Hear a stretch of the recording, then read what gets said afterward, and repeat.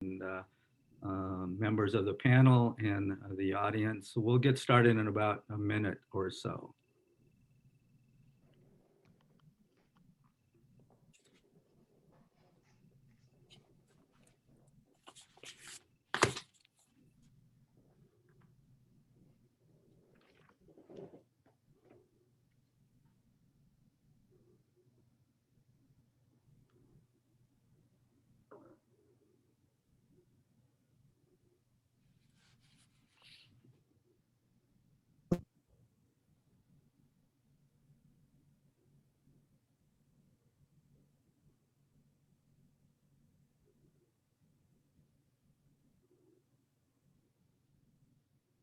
Well, good afternoon, everyone, and welcome to our webinar, What Does the Path to Sustainability Look Like Today?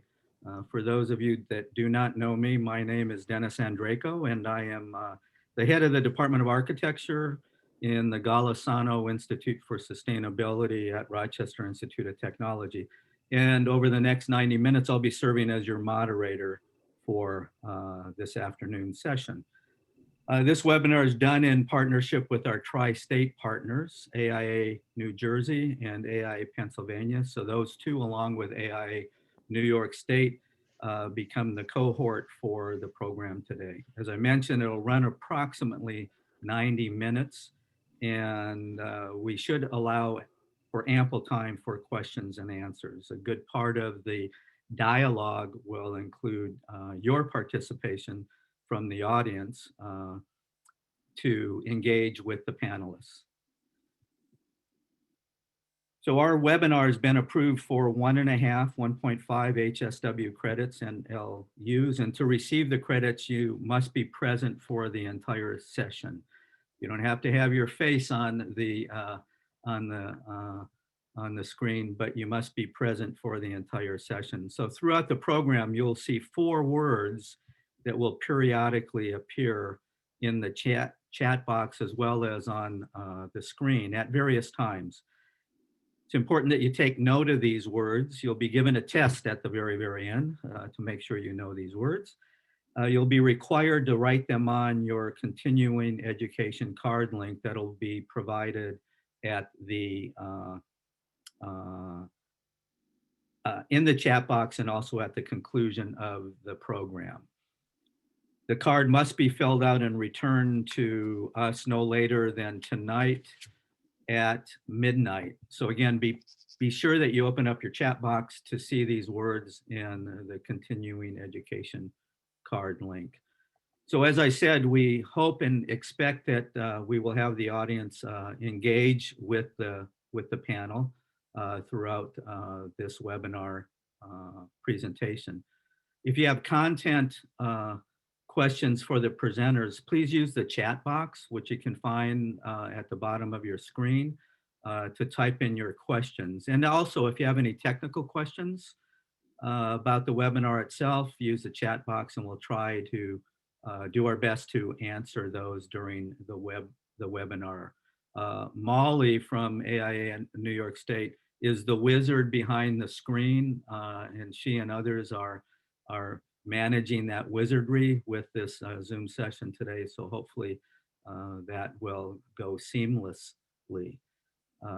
Also, as a reminder, please keep your microphones muted and cameras off for the entirety of the program. And again, utilize the chat box feature to ask any questions that you might have. Minimize this chat screen so I can see this a little bit better. So, on to the next slide, I want to acknowledge that we have a sponsor for this webinar. It's AGS Stainless Inc., a custom railing manufacturer, and an AIA National Cornerstone partner. So joining us today from AGS Stainless is Kevin Harris, and he will offer a few words of wisdom to us, but we do appreciate your sponsorship, your partnership, and the like. So let me turn it over to Kevin, who can offer a few words to us. Thanks, Dennis. Appreciate it. Good afternoon, everyone. As Dennis mentioned, my name is Kevin Harris. I'm the Director of Sales and Marketing from AGS Stainless. We are a AIA National Cornerstone Partner. Our firm specializes in the off-site fabrication of ornamental railing systems.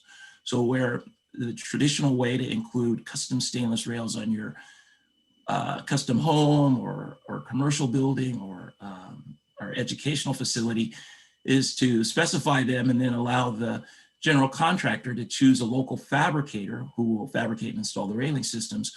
With 100% offsite fabrication, your product quality is going to go way up, your product costs are going to come down, and you're going to do two other really nice things for your contractors. Number one, you allow them to self-install. Self-installation means they don't have to rely on a super skilled metal craftsman to handle that part of the project.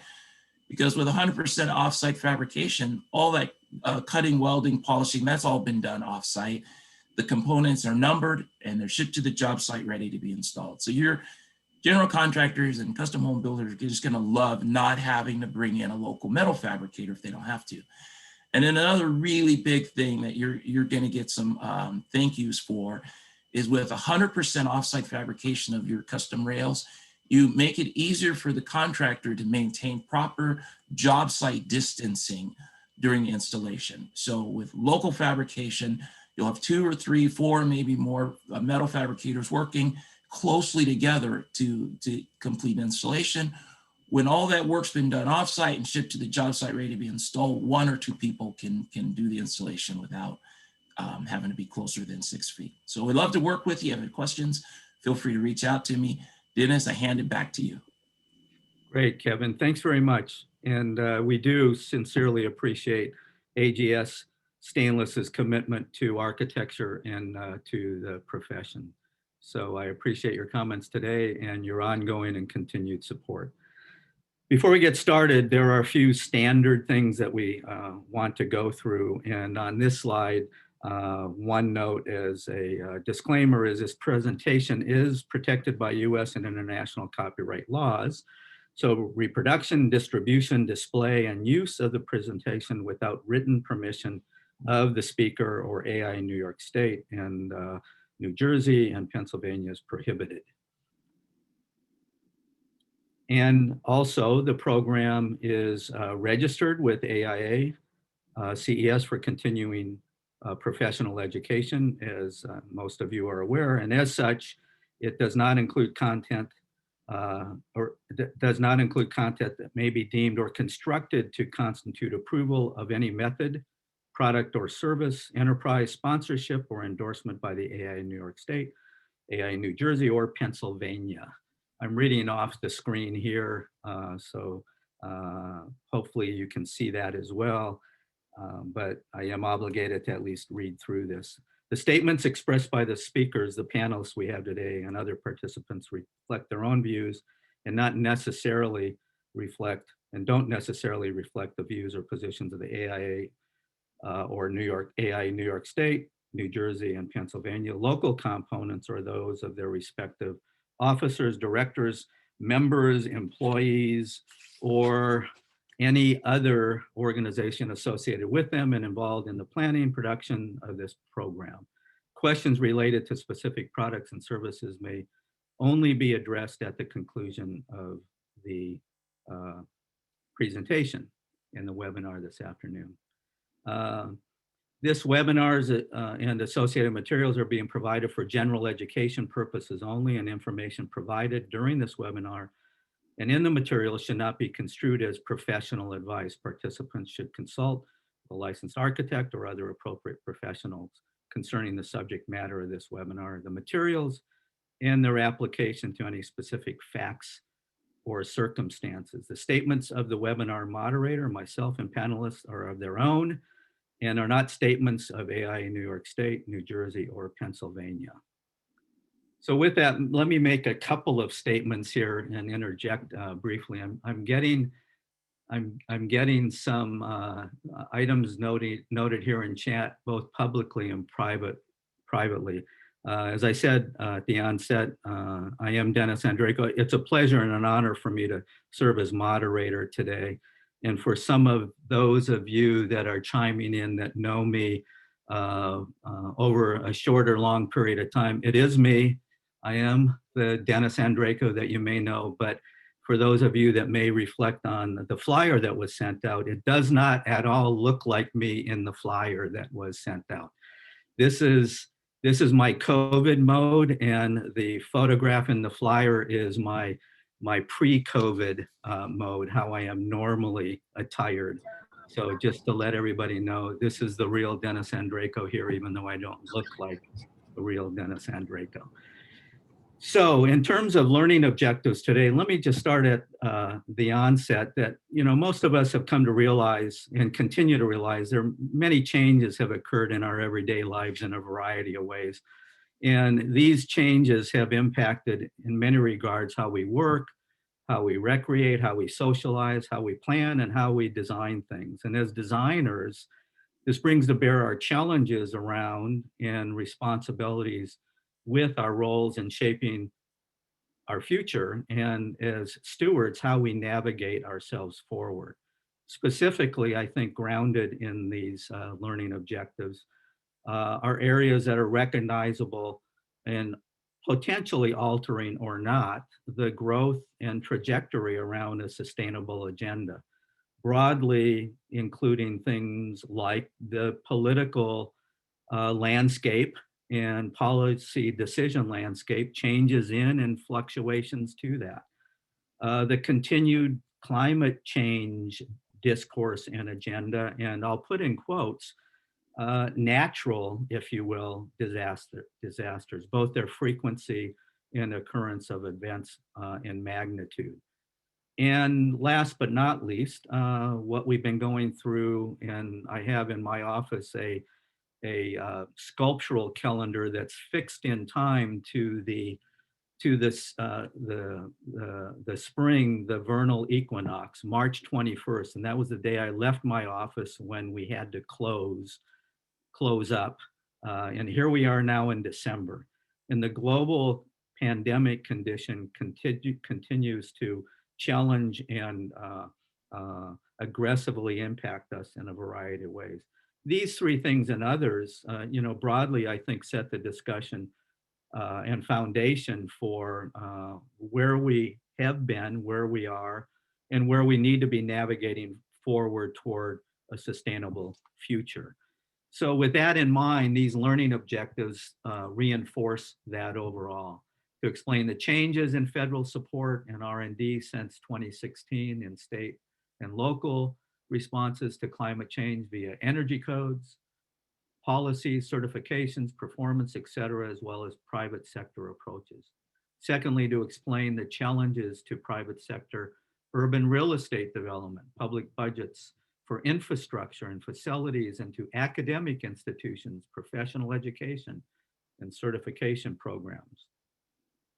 Third, to discuss the challenges and successes of government agencies, transportation, architects, developers, vertical farming, adaptive reuse of rooftops, and academics in regards to sustainability.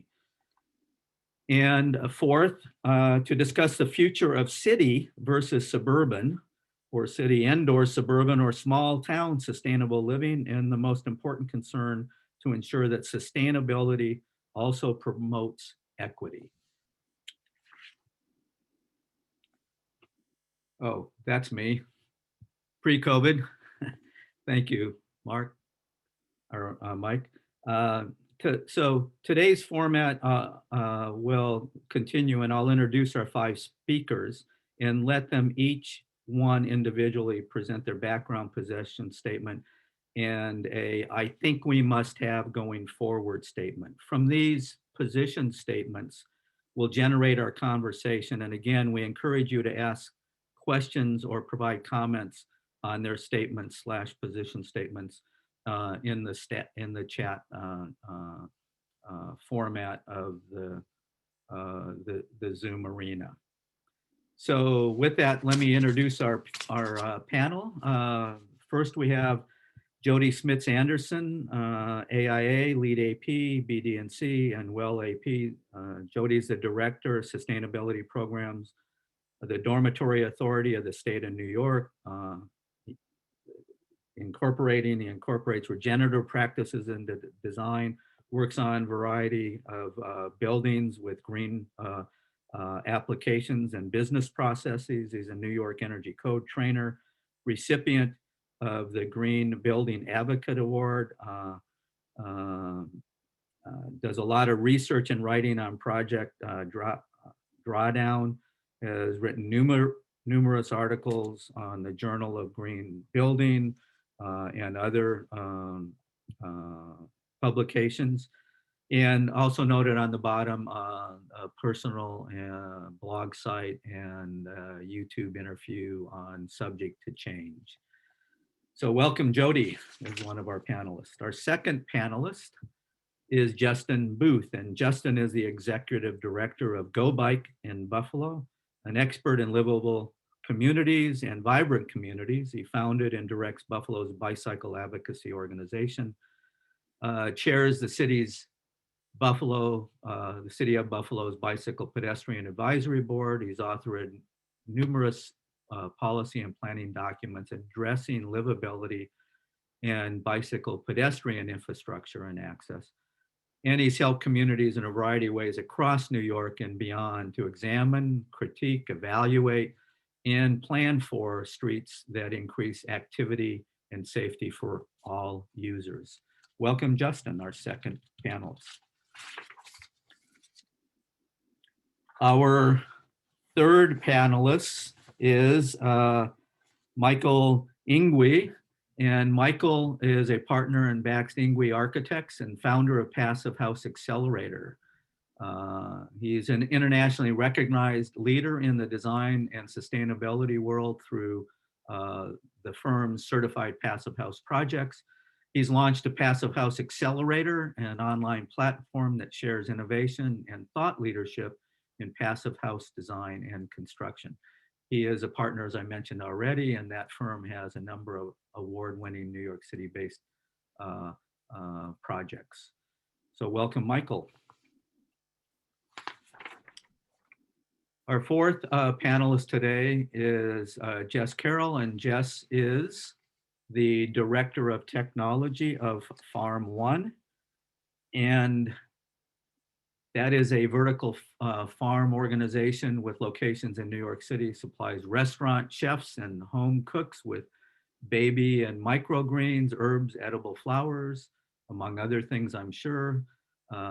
He's in charge of the design and build of new farm locations, as well as software operations. So maybe there's some artificial intelligence tied into that. Sales and distribution logistics. He oversees sustainability at Farm One, and prior to that, he worked as a lead systems engineer at Aero Farms. He's an MS candidate in sustainability management at the Earth Institute at Columbia University, and also holds a BS degree in engineering and computer science. So welcome, Jess. And finally, our fifth panelist for the webinar today is Dr. Mary Ellen Mela, and she is the director of the Office of Environmental Sustainability at the University of Albany, State University of New York. She has a BS in economics from Siena College. She's been that director for well over a decade, by the way, as noted. She began her career in the financial sector at a brokerage firm where money matters, perhaps importantly, and then in financial management at GE. And she left to pursue a career in teaching, obtaining her master's in secondary social science education. She taught economics, public policy, and American history at Guilderland High School before returning to Siena to teach economics with a specialty in environmental economics. Has a PhD from RPI in ecological economics, charged with coordinating and advancing sustainability efforts at that campus. So she works with a multitude of academic departments, student groups, community organizations, et cetera, to implement sustainable practice in a variety of ways. So the first key word, ladies and gentlemen, is as you see, drainage. Make note of that, please, and be sure to mark it down. All right, so let's begin with Jody and his position statement around the topic for the webinar today. Jody, you are up. Great, thanks. It's a pleasure to be here with everyone. My position statement is really related to my role, which has become about being a generalist and understanding how things tie together. We need to learn from nature. She's diverse and iterative and systems-based, and she's been practicing her work for a very long time. We have more work to do in front of us than we can even really fathom at this point in time, especially with the climate law, which has set a greenhouse gas emissions goal for New York State of an 85% reduction by 2050. And that's in all sectors. It's not just the building sector. We need to recognize that there is no singular answer. We also need to understand there is significantly more risk in doing nothing than in attacking and becoming interested in the possibilities that are in front of us. So my work is focused in DASNY and also with other state agencies working on these problems.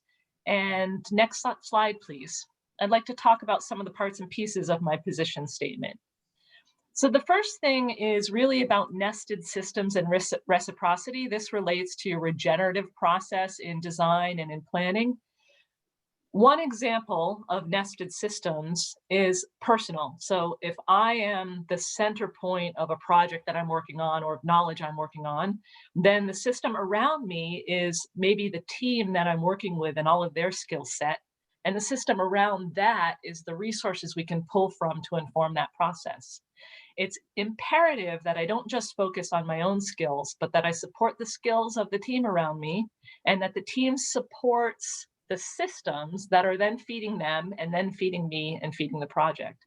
In a project, you can look at it as the building and the supporting systems such as energy and water infrastructure that feed that building, and then nature systems that can either be undermined by those supporting systems or supported by those systems.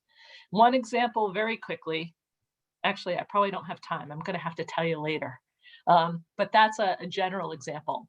And then there's the idea of reconciling and building our solutions based not on compromise, which kind of decreases our success and brings our brains down into the bare minimum, but looking at reconciliation and finding a solution that's greater than we can find on our own. Next slide, please. I think the other thing I mentioned is that there is no silver bullet. And one example in Project Drawdown that has come up is silver buckshot. There's a story of focusing on increasing education for girls in third world countries. And what that does is it creates co-benefits that solve many other systemic problems. For example, if they're educated, they marry later, they have fewer children, and it actually becomes a greenhouse gas reduction benefit because fewer children means less of acceleration in population growth.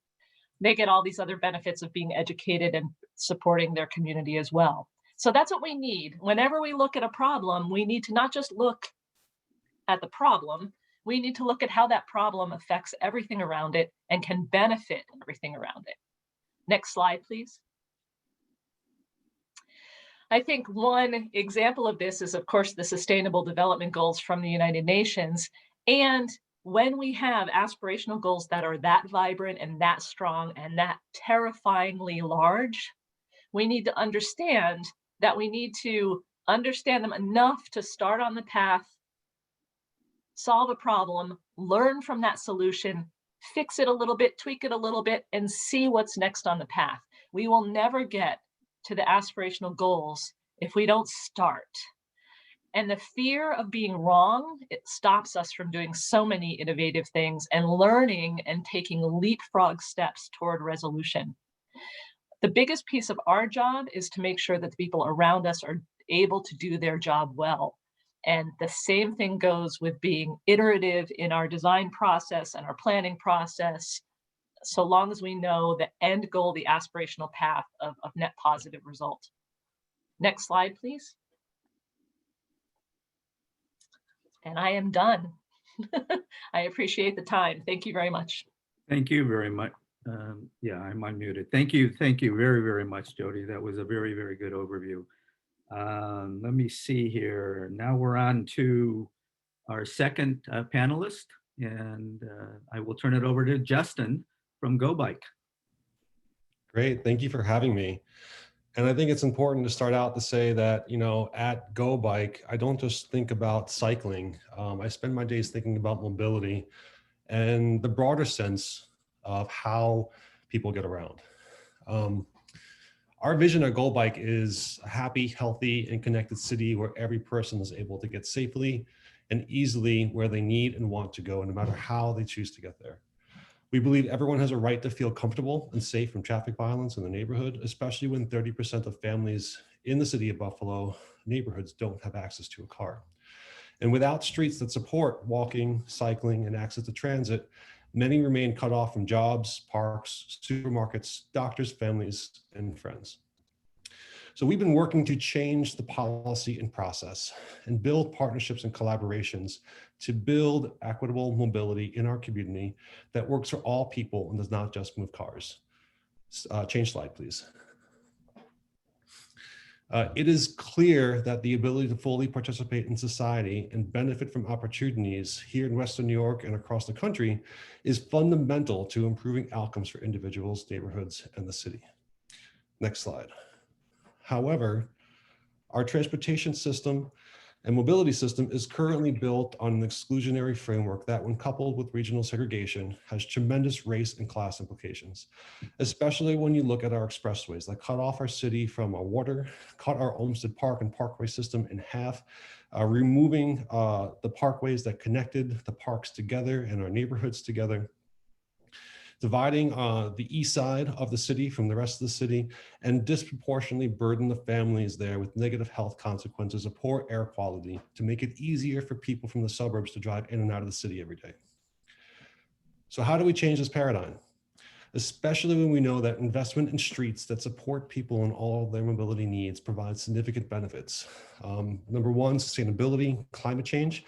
We know that here in New York State and across the country, transportation is the #1 sector for producing greenhouse gas emissions. And we look at transportation, you need to look at it as a three-legged stool.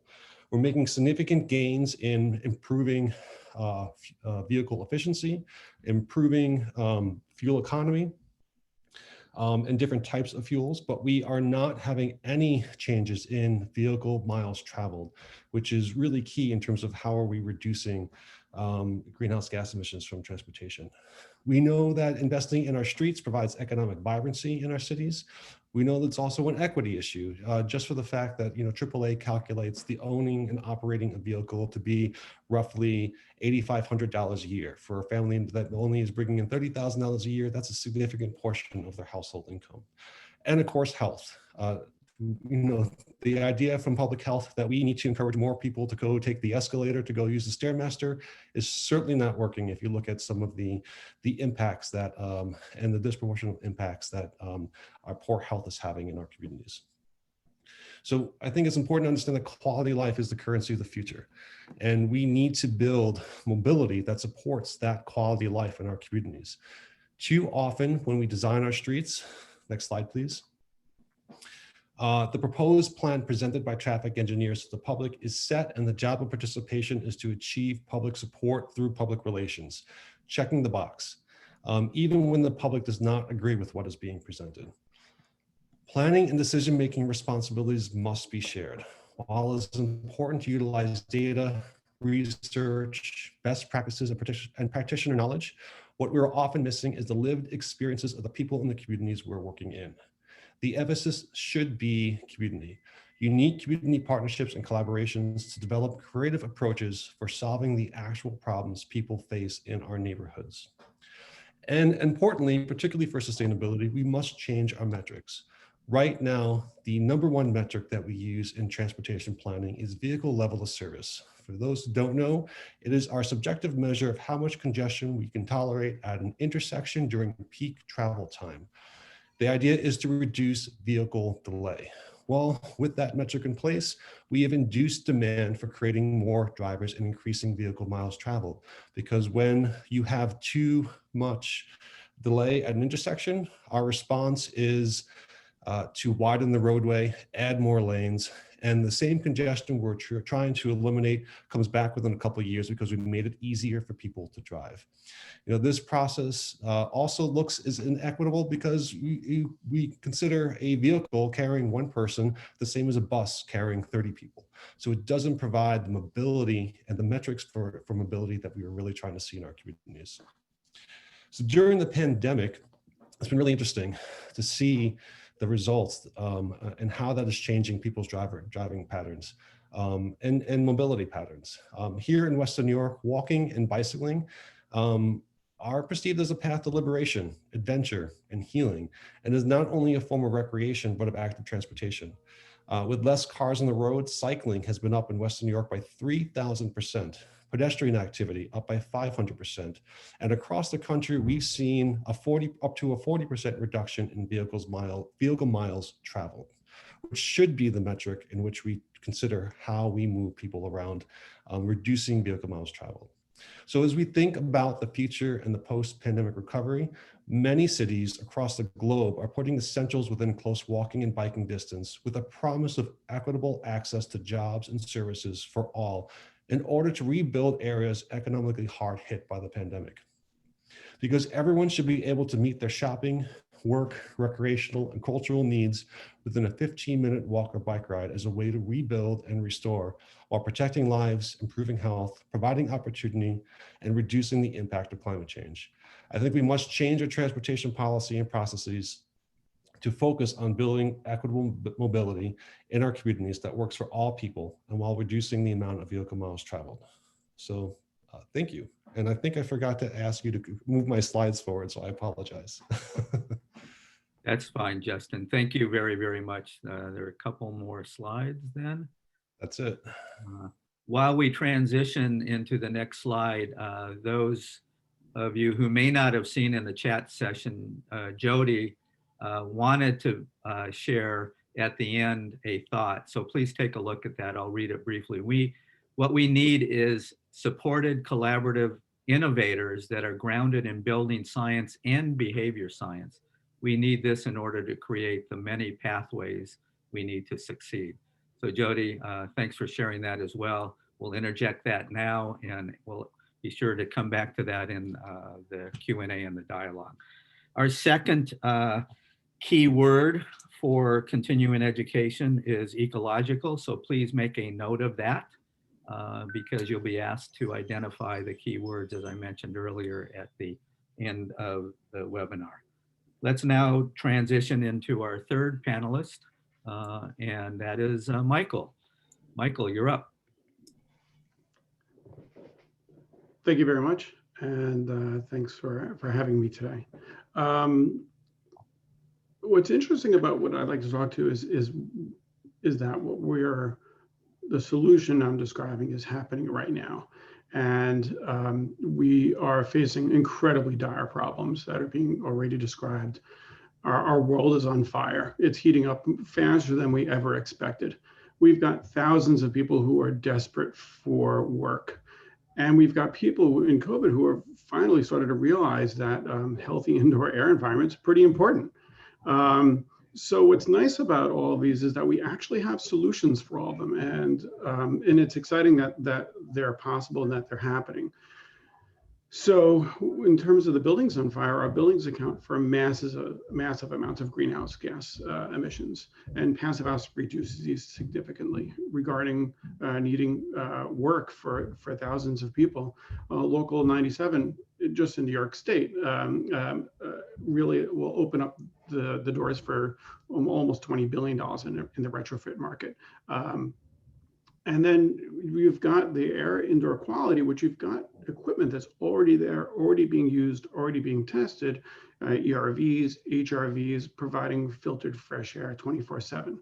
I mean, it's not often that we have opportunities where you've got such dire problems and great answers that really help to mitigate those.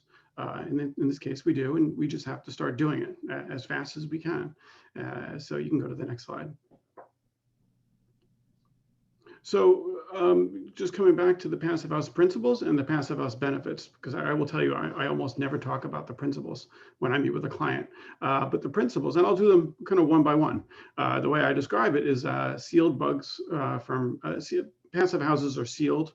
And by the way, a passive house, it just sounds stranger than it should. It's just a better built building. It's a better box.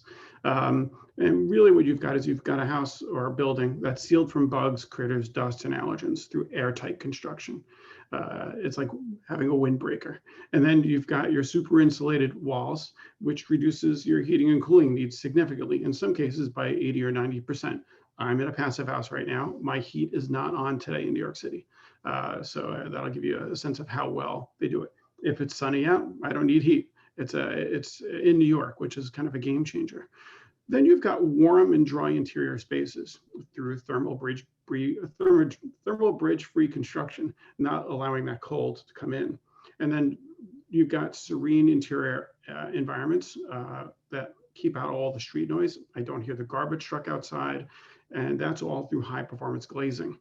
And then finally, you've got your healthy indoor air via filtered air 24/7. You've created these really well insulated seal boxes. Now you get to choose how you want to let your air in, and you could do that through filtered fresh air 24/7. Once you describe these benefits to really anyone, nobody says, you know, oh, I don't want those. I don't want the. I'll take the unsealed house. Or building. So we know how to do these things. They're being done often. And I think just sharing that as broadly as possible so that people just start doing it. I will say we're a design firm.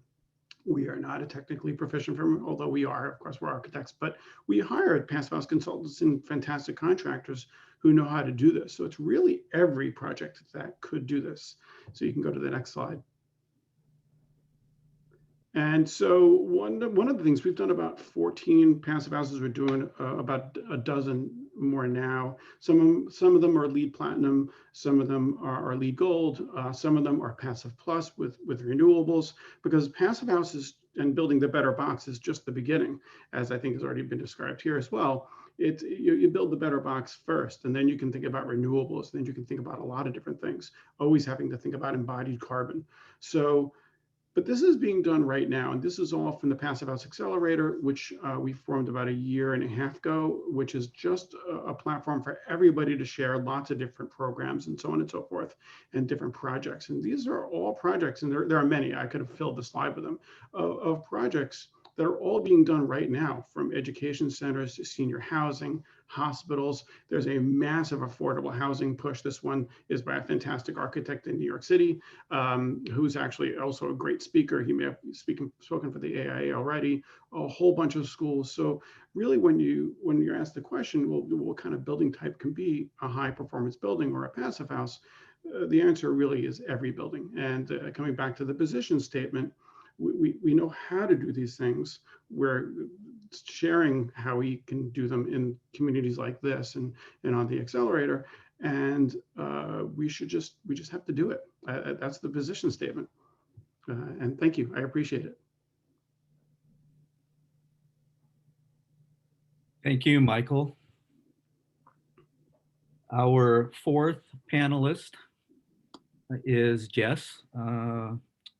And he is from Farm One, as I mentioned earlier. So Jess, you are up. Hi, thank you for having me. So the graphic on this page created by the Urban Design Lab shows the difference between production and distribution for processed food versus fresh food. For processed food, subsidies, consolidated large-scale mechanized agriculture, shelf stability all contribute to being able to sell at a high margin and a low cost per calorie to customers. On the other hand, fresh food spoils more quickly, travels via expensive logistics chains, even like airplanes, is distributed through grocery stores with high storage costs, and there's significant waste and spoilage for fresh food relative to processed food that can be stored in grain silos and so forth. Given these factors, it makes sense why we see obesity rates on the rise, and the economics for the supply chain for processed food is just simply better. With all that aside, both supply chains are heavily reliant on fossil fuels. Fossil fuels are used in the fertilizers that go into the fields, to operate the tractors, in storage and transportation and distribution. For every 1 calorie of food we eat, there are 10 calories of fossil fuels used behind the scenes to produce it. I could go on and on about the sustainability problems of agriculture, but I just will say that I think we need a multi-pronged solution along the entire value chain to address the problems. Next slide, please.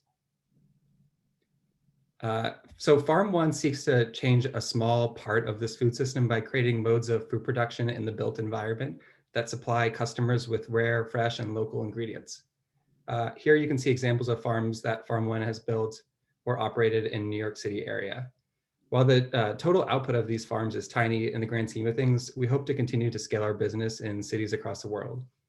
Since COVID, we have launched a direct-to-consumer sales approach, and before that, we were mostly selling to chef sales. So switching gears on the technology a bit. So Farm One's internal structures are essentially pallet racks. It is feasible for us to leverage the abundance of industrial space in cities where manufacturing no longer occurs. Unlike glass houses or rooftop farms, the outdoor temperature or length of daylight does not really impact our production process, which means that vertical farms can really be located anywhere in the world. Next slide. So we've designed our products to cost essentially 0 food miles by harvesting and delivering by bike on the same day, and producing it in the cities. We use reusable packaging for both our chef customers and home cooks, which adds a nice circular economy component to our products. In general, we are transparent and open, inviting guests into our space for classes, tours, and events. And being nearby, we're able to form meaningful collaborations with chefs and customers that hopefully increase our value to them. Next slide. So conventional or organic vegetable farmers have difficult decisions regarding what seeds to sow. They have to weigh productivity, pest resistance, cool resistance, heat tolerance, shelf life, among other things. And this can cause farmers to converge on a single type of seed, creating monocrops.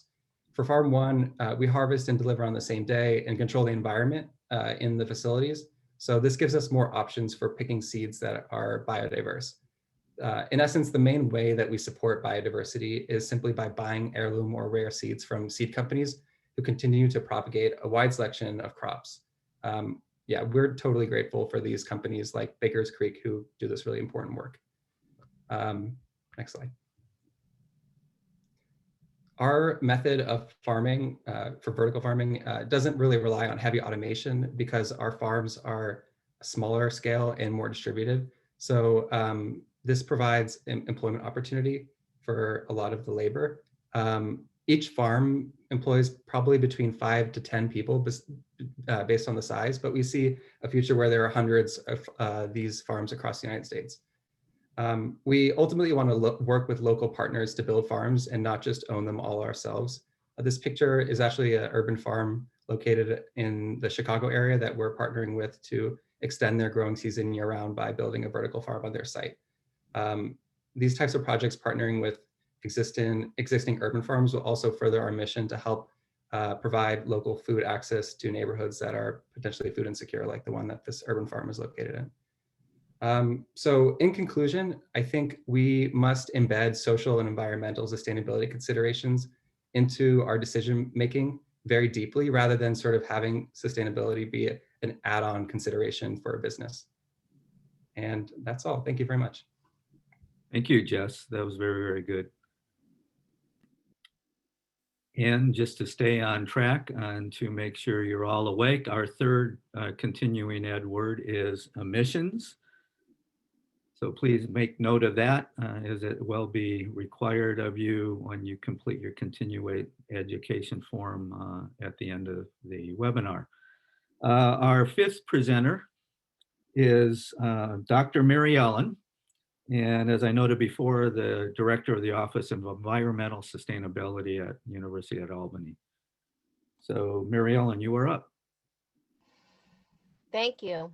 So just to give you the view from higher ed, a little, I'm a sustainability director, so I'm pretty much a generalist. I know a little bit about a lot of things. And at UAlbany, if you're not familiar with UAlbany, it's part of the SUNY system. It's one of the flagship research institutions. We have 1,700 students, about 7,500 of which live on campus. We have 5 quads and 3 apartment complexes.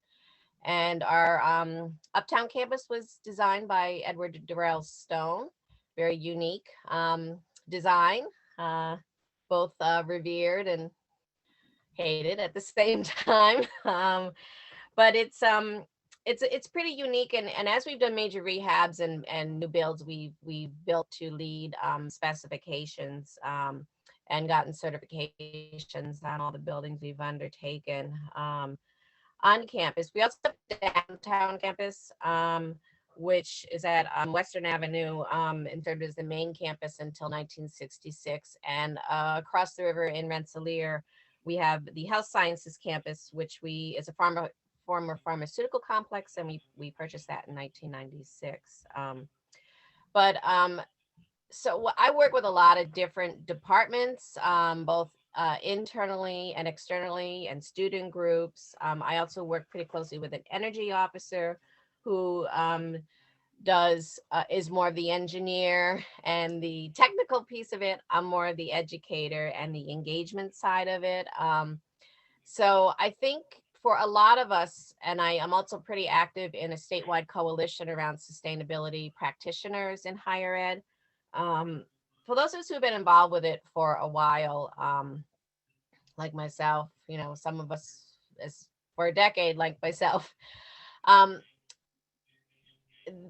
it hasn't been there has been a change, and it's mostly because of the focus. COVID has undertaken all the oxygen out of the room, but we've been working at this, and these are long-term goals and a long-term game plan. So a lot of us have learned to survive through several leadership changes on campuses, several revenue, either it's there or it's not.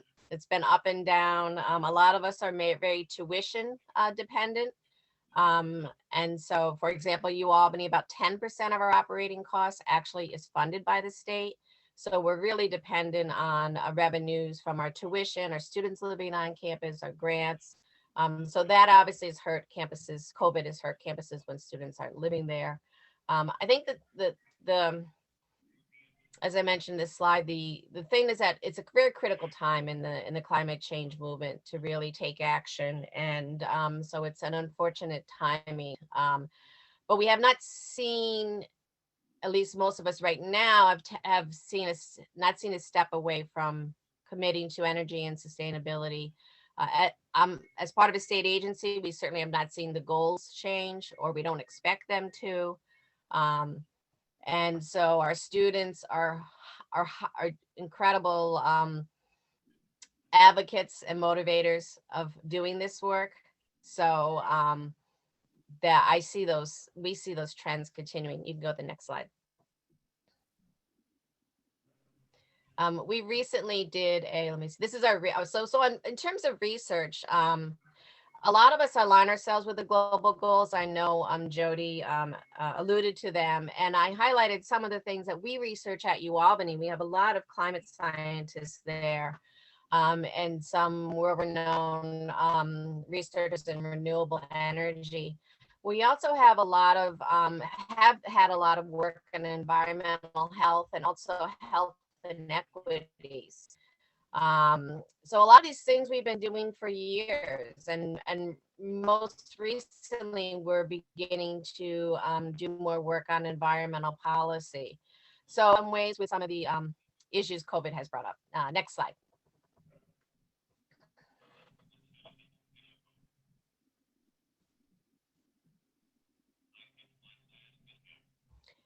So you can see from this slide, I just sort of mentioned some of the ways that we have noticed COVID affecting those of us who assess and measure our carbon footprints and sustainability initiatives. Obviously, Scope 3 emissions went down pretty dramatically, although some have rebounded due to increased use of disposables and may rebound more once people begin to travel again. Expenditures right now are frozen on many campuses, but again, that's temporary. I guess being there a decade, I remember the recession of '09, and so realize how we moved through that. I think one thing is there are many campuses, luckily UAlbany is not in this, but struggling to remain financially solvent. So that the impact of COVID and reduction in revenues may be a final death keel for some of those campuses. I hope not, but that is a high probability for campuses to think about. We kind of see hybrid model of instruction, I think will remain, and networking, and as the renewed emphasis and priority on health. Next slide.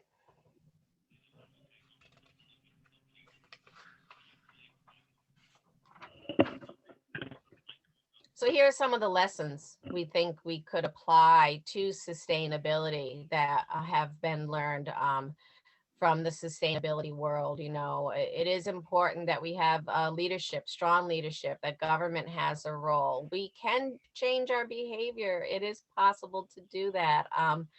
But there needs to be a combination of individual and systemized change. I think Jody alluded to the cost of not doing something is we don't do that enough. We can't afford to ignore these risks. The more diversity, the better the universal solutions. We obviously have a very inequitable system. It's very fragile. Science plays a key role in all of this. It matters. I think the hopeful piece of it is we have the tools to be successful. It's sort of a puzzle and a problem we know how to put together and solve. But having this communal goals and understanding the buy-in to the communal goals and that they benefit all is essential. Do I have another slide? I can't remember. No, I don't. Okay, so let me say my must-haves.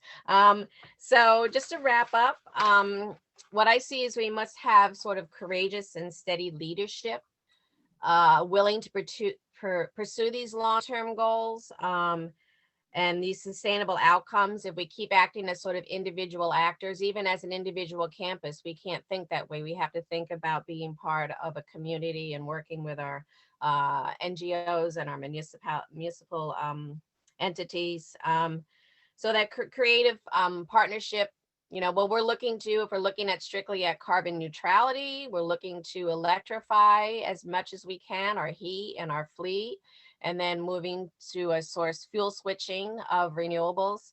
But from a sustainability point of view, having resilient agricultural systems, having a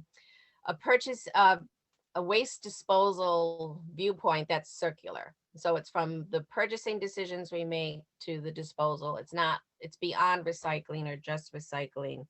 But funding these is obviously a concern. I don't want to say it's easy for me to find funding for capital items, but it is easier. It's really hard to find funding for the people you need to do a lot of this on the ground. You almost need some on the ground grassroots organizing. And it's difficult to find the ability to fund that because it's hard to connect financial return on it. So we have to think more about the co-benefits we receive. It's easier for me in an institute of higher ed to talk about those and sell those. And our students are actually demanding these kinds of actions. So that's where I'll stop. Thank you, Mary Ellen, and thank you to all of the previous panelists as well to present their position statements. A very good, well-grounded, and diverse perspective on ways of thinking about where we are presently and other ways to move forward. As I mentioned, we will address questions and answers and comments by way of the chat session. A few have come in already, and I'll try to go back to some of the ones earlier as each of the panelists were presenting. But it was interesting to me that I heard some key words that tended to strengthen my mindset in ways of moving forward. But at the same time, I'm going to use my own word, dilute or challenge my way of thinking. And oftentimes I'm confronted by this and even share this with my students about this notion of dualities, if you will.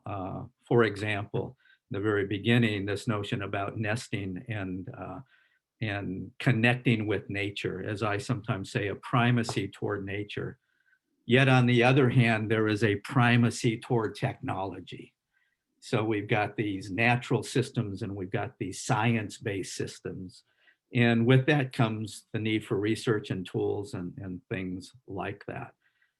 Another set of words, as reference was made to the United Nations set of standards, the global condition, and certainly the pandemic puts us into the perspective of understanding that we are part of the global set of elements that occur every day. But there's also local. I mean, I think, Mary Ellen, you said toward the end, on the ground and localizing things. So there's that. How do we reconcile? How do we, I use the word rather than balance, the word harmonize between the local and the global set of conditions. A lot of words that ended in Y or TY: equity, diversity, resiliency, community, back to the local versus the global condition and the like. And I was pleased with that in looking at opposites, if you will, if you'll allow me this notion about the end game, right? Carbon neutrality, net zero, fairness for everybody. But built into that, and I think Jess was the one that brought it up both directly and indirectly, this notion about the pieces of the part overall, the subsets. I'll use the word, the embodied elements, the embodied energy, the embodied water, and those things that go into making the elements and the construct of our parts, our pieces, our systems, our neighborhoods, our communities, our networking opportunities as well. So again, those are opposites. The end game, we want to get there. We want to get to net zero. We want to get to fairness for all. But what are those hidden parts that we oftentimes overlook?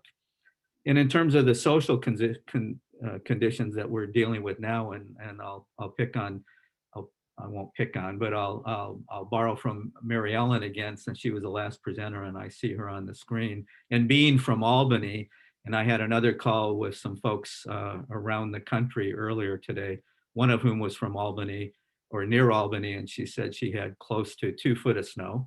I don't know how much you have there now, but I also read this morning, many of you from New York City, I heard that there was as much snow in the city that was just overnight than was the total of all of last year, right? So I use that as a segue to think about 2 other things in opposition or in concert with one another. And I think this is particularly apropos with this notion around where we are today with the pandemic. And it sets up even, you know, the position with, I think, Michael about Passive House, this notion of enclosing and isolating. I'm using that word. I'm not saying that as a negative at all, but more so this notion of being indoors against the notion of being outdoors. We're all saying we're better in the pandemic if we have fresh air and we're outdoors and this and that. But as designers, I think we're challenged with not only with the primacy toward nature and reconciling the primacy toward technology with that and how we harmonize those, if you will, but this notion of us as a species to both hibernate and celebrate in terms of our being fragile as a species and dealing with these various health and climatological conditions that we're confronted with every day. will science be the answer? There was a question earlier on that said, I believe that one of the things that we have to address today, I'm trying to find it, it seems to me that at least on an interim basis, HVA systems seems like a critical issue in terms of not spreading the virus and all that. There are guidance factors that go against the passive house that say, open your window in the wintertime and all that. The last word that I heard among many was this notion of partnerships, collaborations, and the like. So let me just pose that as a start of a question or a set of questions, and then I'll pick on those that are coming in through the chat. And that is, what about any of you, but I'll start with Mary Ellen. What about partnerships, and what ways can partnerships and must partnerships be leveraged to provide both educational opportunities as well as science solutions, science-based, metrics-based, that word was used earlier as well, solutions that must be managed effectively, not just in the academy, but also for the general public. Let's talk about partnerships and how we can leverage partnerships. Mary Ellen, you can start with perhaps responding to that. Okay. I mean, that's a couple of thoughts I have on that. I'm sure this is not the most comprehensive answer because it's a lot of ways you can go with that. But I do think in many ways we should looking at our campus as a living learning lab. So we are doing a lot of research, but also how can the research that's out there be translated into demonstration projects on campuses? How can we get students involved in also helping to research and implement some of these things as well? I think we're always looking for research internship opportunities. So, and lots of times it's difficult for us to maybe manage and mentor interns. So certainly working with private companies who are interested in helping to provide mentorship, meaningful mentorship for students, and collaborating with campuses and campus departments on advancing their work, but also looking at the campus as a place for a demonstration spot as well. As I mentioned, it's hard to get money for people. So anytime you can partner with an outside entity that might be actually even willing to provide small stipends for interns is helpful, and get you better interns than getting one that is doing it on their own time. The students will do that, but we actually have a system set up at UAlbany where students can get college credit, applied learning credit, if they're interning as well. So I think it's providing a mutually beneficial relationship for what companies might need, helping to inform colleges of the kinds of skills companies are looking for students coming out of college is helpful for us and for myself on the co-curricular side to understand what gaps we might offer on campus that supplement their academic work with maybe more professional skill building related work. Okay. Others on the panel? If you don't mind, yeah. So I think I love the some of the chat items. First of all, they're great, and I love the combination of and the word collaboration. And so for me, it's collaboration amongst people. It's one of the biggest reasons we started the accelerator. Second is collaboration amongst groups. Second reason we started it. Net Zero, International Living Future Institute, Low Embodied Carbon, Passive House, Building a Better Box is the path to net zero. These all mesh. They mesh really well, and we look at it as a projects-based conversation because in the broad stroke, honestly, it doesn't make any sense. It's just too out there. But when you start to look at it in a projects-based conversation, and you say to yourself, okay, well, How am I going to create my better sealed envelope? And where am I getting those materials? How far do they have to ship them? Who cares if it's recycled, if it's got to come from 2,000 miles away and 2 boats and two cars? And you can start to look at these things, and then you can systemize the way you're making these decisions. And once you do that, and once you start to look at it and think about the ease of install, whether the contractor is really going to do it, not just for your house, but for 300 houses or buildings. And then you share that information broadly. It benefits all the markets. Taking a look at buildings to say, do I really have to gut the whole thing? Yeah, I get a passive net zero building if I did that, but I can get a really good building if I don't gut the whole thing.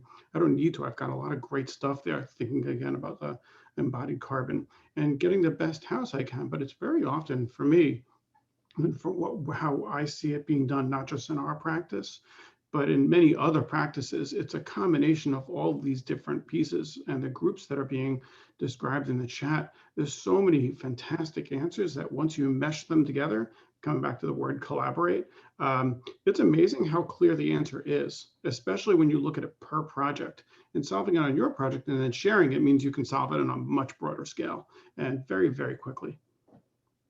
Hi, this is Jody. If I can add to that, Michael, I really liked what you said about sharing the results widely as well, because it's really important that we know that no one person or no one project is going to come to a solution that's perfect, and we need to build on each other's successes, right?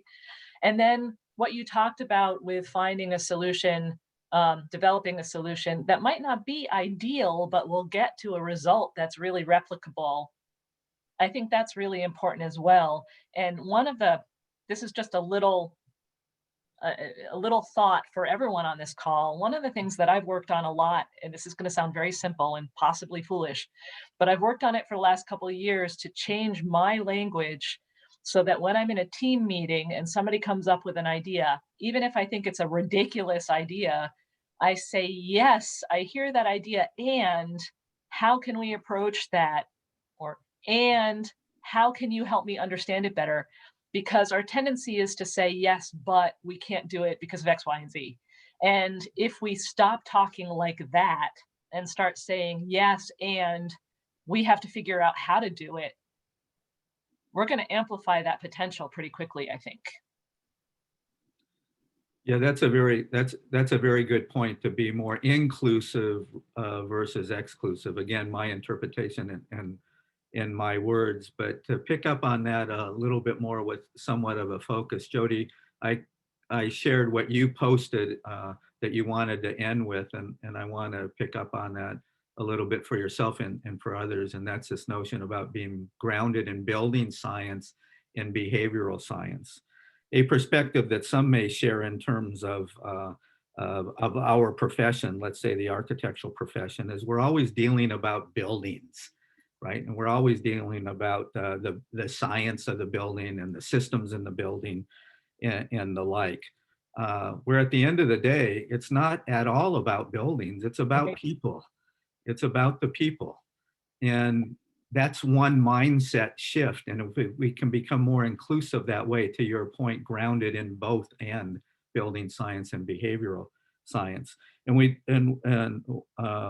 when Mary Ellen and Michael were sharing earlier about this notion of partnerships, we tend to be isolated in our silos over time with the architectural profession as distinctive from, let's say, even the academy, right? The practice versus the discipline, as separated from the science and the scientists, as separated from, importantly, the medical profession.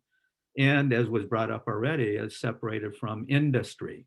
How do we bring all these together? Because it's a both end. It's both building and people. It's both the science of the building and the behavioral science. And I'm hopeful that you mean what you say by what you just said, but also what you wrote down about grounded in both of those things. And it goes back to what I said earlier about, I think, grounded both in what we, and somebody else in the chat commented about that, grounded in nature and understanding nature better and more comprehensively. Or we may never understand nature better and comprehensively because we always think we're the supreme species. So we can overcome, technology will dominate. It may be our demise and we may cease as a species as a result. But we really need to reconcile this both end thing about how can we do this end and with you. So I appreciate that comment. Let me just jump and segue a little bit, I think, to Justin about biking, right, Justin? You did the biking one, right? Yes, I did. What's the Yeah. question?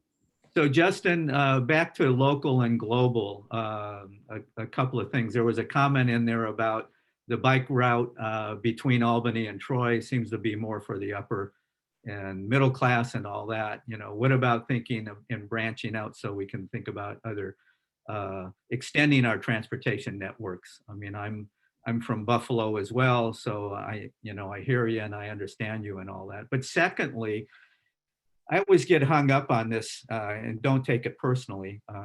My oldest son has biked all over the world and put thousands and thousands of miles on a variety of different bikes. But in the situation we're dealing with right now, that is the winter mode, and you alluded to it a little bit about other modes of transportation. I think, and I'd like you to just share some thoughts on this about that question about networking further distancing, but also beyond biking. I've been to some cities where their bike, quote unquote, bike paths are also pedestrian paths, are also snowshoeing pathways, are also skiing pathways, et cetera, et cetera. We have 4 seasons here. And what we need to do, back to this hibernation and celebration, we need to be thinking about how we can transport ourselves throughout the seasons. I know these bikes these days, forgive me, I'm naive, but they got these big wheels now. And I think we have one of the audience members from somewhere in Colorado, biking. My other son lives in Colorado. So what about other methods? And what about expanding the opportunities for other ways of getting around? Yeah, thank you for that. And first, I'll start with it's never bad weather, it's only bad attire. So you can get out there and ride your bike. It's way easier to dress for the winter snow riding than it is to dress for that 100-degree sunny day where you just can't keep cool. But that being said, I think you're right. How do we think about other modes and other mobility? And there's lots of challenges to that in our communities. And I'll just give some examples of here in Buffalo, and I'm sure many will have some of the same challenges in their communities. We plow every single road after a snowstorm, but we pass the onus of maintenance and responsibility for the sidewalks onto the adjacent property owner. And so many times, I know here in our city, in my community, it's very challenging to be a pedestrian in a winter climate because we don't have adequate maintenance on our streets for all modes of travel. When you start thinking about cycling, of course, many cities that have a high percentage of cycling.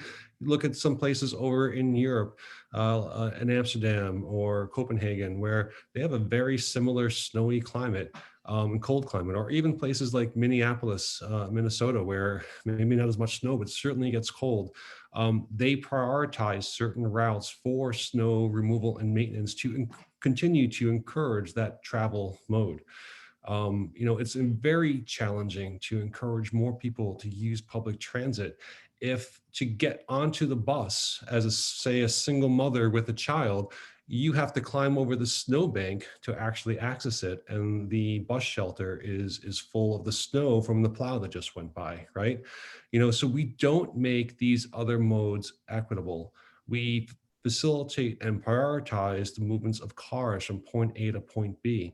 And so we need to think about how do we equitably distribute the resources that we have to maintain and support people in all their modes, particularly when we know that there is a significant portion of the population that does not have access to a vehicle, whether they're children, whether they're older adults, whether they can't afford one, right? So I think we need to, when we think about mobility, we need to think about it broadly. And we need to think about how we are creating safe access for all these modes and not prioritizing how we just move cars from point A to point B. And until we can do that, I think it's going to, we're going to continue to have these challenges in terms of, how do we make our travel more sustainable? I think the other part of it is also where we place housing and jobs. The impact of transportation on, say, climate change and greenhouse gas emissions is inextricably linked to our land use and our land use decisions. We cannot provide, so I'll give, I'll give Buffalo as an example. Many of our low-income communities of color are located on the east side of Buffalo. Many of the jobs for them to access are in some of our first ring suburbs. Because of our economic development agencies, providing incentives to put new buildings out on these greenfields. Why not place these new buildings on vacant land that's already within the city proper, that's already accessible by transit, by sidewalks, by viable cycling paths? So we need to eliminate sprawl from the equation and make it a financial disincentive to put these buildings out in these green fields, so we can create what I talked about earlier, that 15-minute city. So you can walk or bike and utilize public transit. It's an equitable mode that you can afford to utilize and get you to your destinations that you need for everyday life. And until we kind of tie our land use decisions to our transportation decisions, until we support other modes of mobility in our funding and processes to make sure that they are viable options for all people, we're still going to have the challenges that we see today, where most people drive by themselves to work every day. And what is the result of that? Look at some of the quality of places that we had historically in many of our cities across New York State and their downtowns. Buffalo's downtown land use is over 50% used for parking cars. There were once amazing historic buildings that were on those spots. And so we need to really think about how we tie these things back together again. Thanks, Justin.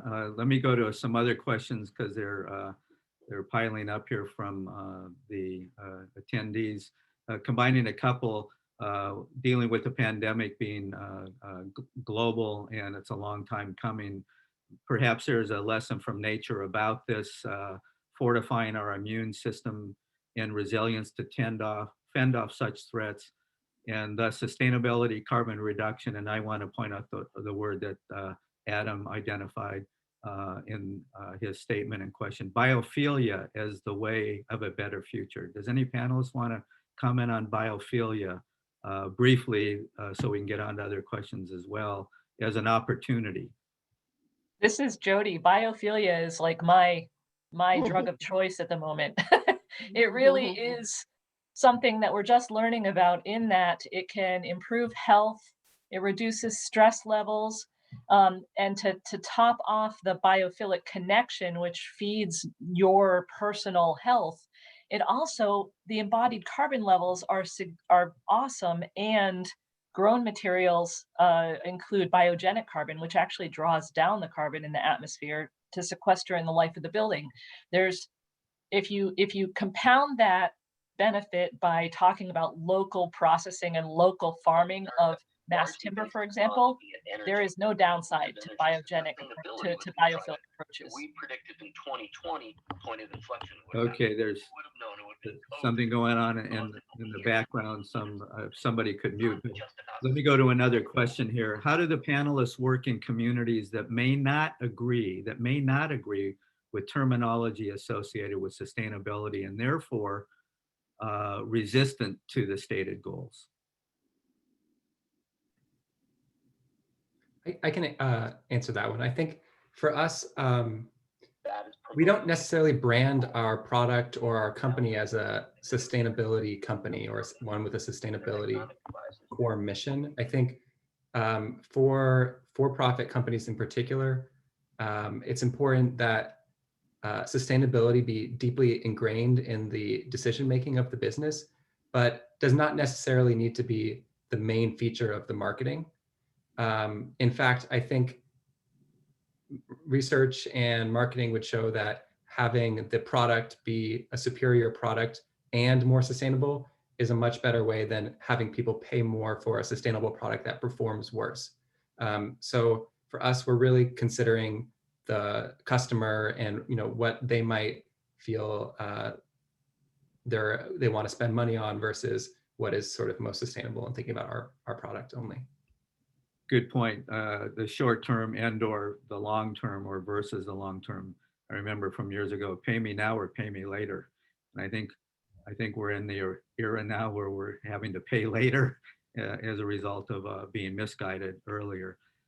From Diane Alexander, Philadelphia seems to handle disposal of waste poorly. How can waste be used to generate more energy, and is a more universal method of waste retrieval and disposal achievable or advantageous? So retrieving waste and really turning waste into a resource.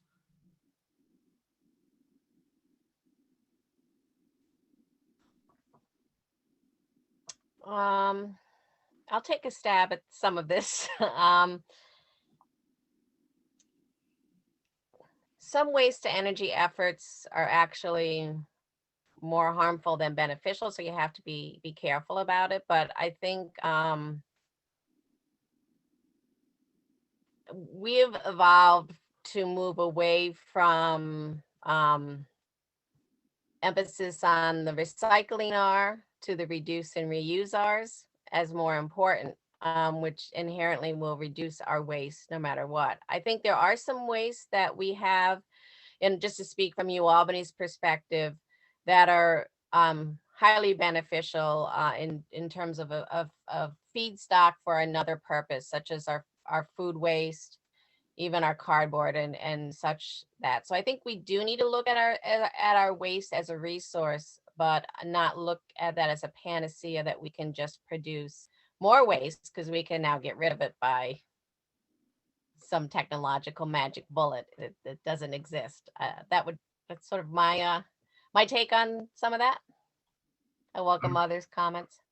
Well, we'll leave it at that for now so we can get to other points, but I did not want to overlook that. I'm seeing that there are a lot of sharing comments in the chat on links to different things. So this is being recorded, and I'm guessing that AIA will have accessibility for all of us to take a look at these links and the like, those in the lab or those in the chat session as well. The Healthy Materials Lab, for example, from Parsons New School and others. There's one I'm seeing here.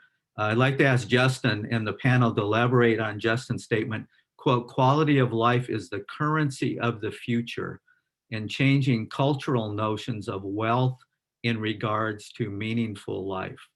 So Justin, we'll start with you. Quality of life is the currency of the future, and changing cultural notions of wealth in regards to meaningful life.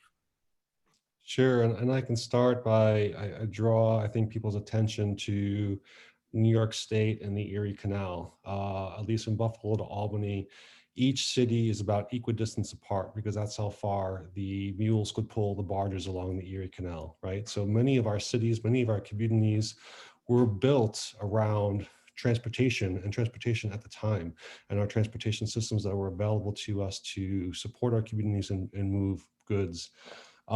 But in a global society with freeway systems and expressways in place, that is no longer the case.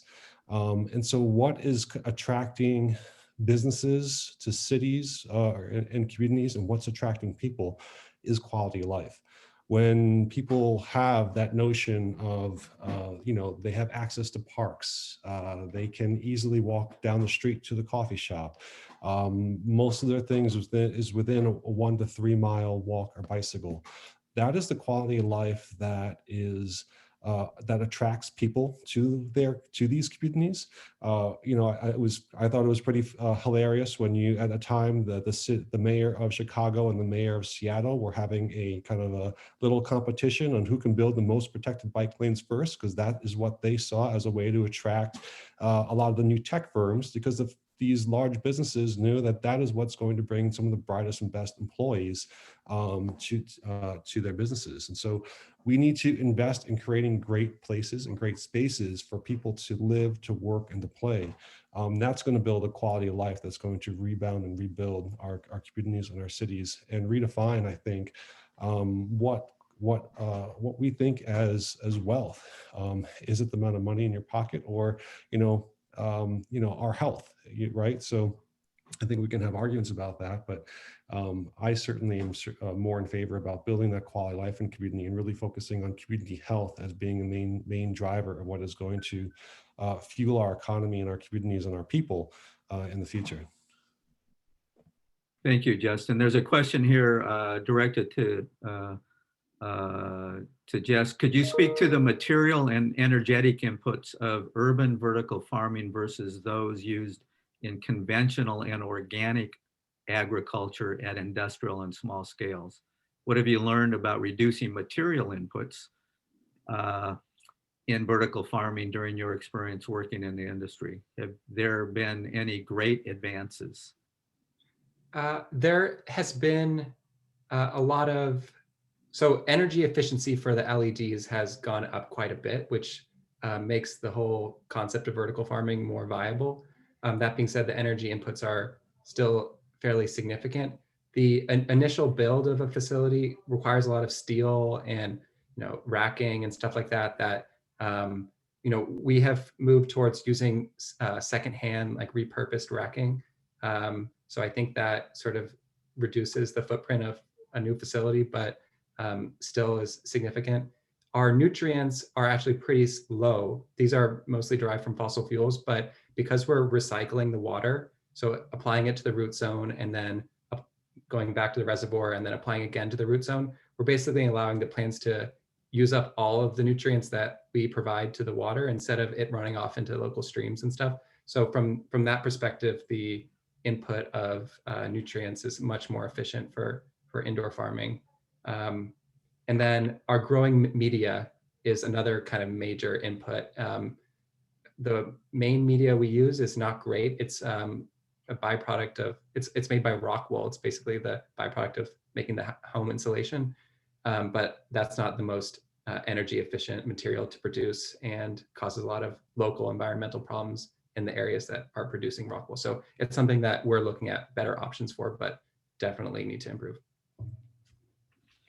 Good, thanks. I think another word that ends with Y that I'm seeing around these comments, and great comments in the chat, by the way, everybody, is this notion of terminology, if you will.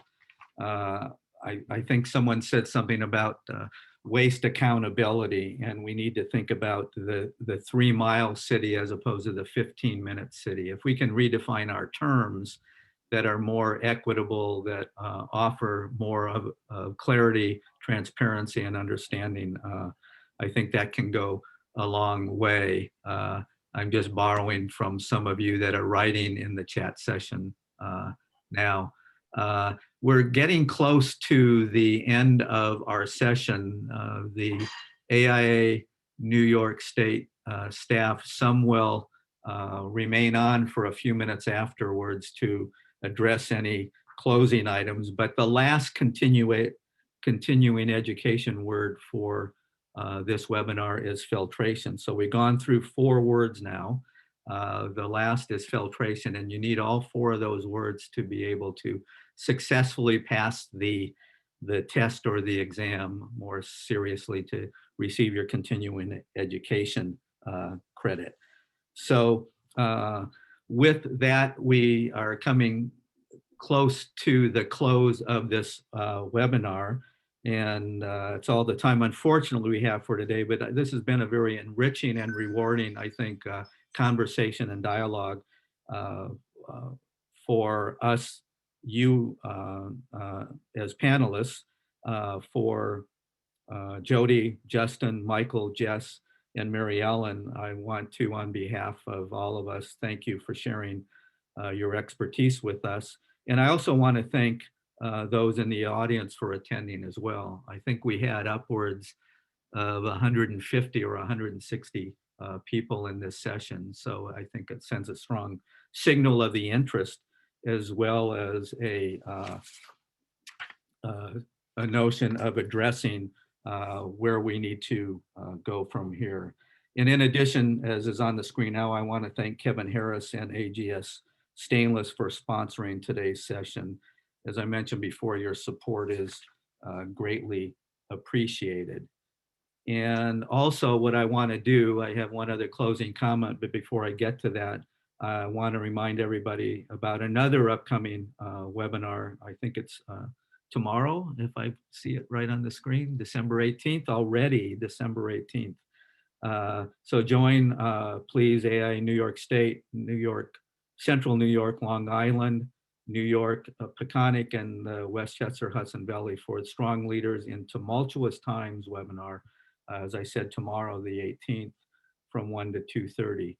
You can contact any of those AIA chapters or components for registration information. And finally, and importantly, I want to thank you all for attending, and that you enjoy not only the rest of your day, but most of all, I want to wish each of you a healthy, a happy, a safe, and memorable upcoming holiday period as we close out 2020. I just got a holiday card from a friend, and I thought I would share some one-liners with this as we close. And it comes from a comment my mother shared with me a lot, which I think came from Winston Churchill, and that is, never give up, and never give up. So don't give up on this year. Keep fighting for the good. Keep showing up.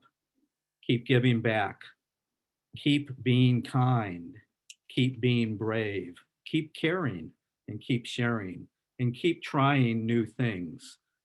Keep showing grace and keep on. So with that, thank you all very, very much, and have a good rest of 2020.